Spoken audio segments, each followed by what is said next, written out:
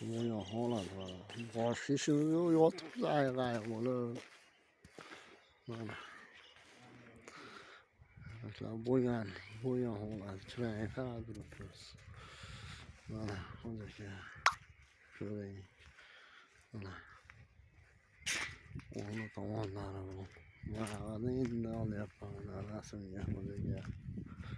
Shuylar ham qoldi, jongroq. Mana hozirga. Mana. Ko'rdingizmi? Mana shu. O'g'lari chala filmlar qilishadi. Cho'ram kuya polvon oxirgisini olishadi buni. Bola. Mana. Bu ham tayyor. Mana yomg'irlar yog'yapti yana hozirga mana. Mana. Tayyor ekan mana. Ko'rdingizmi?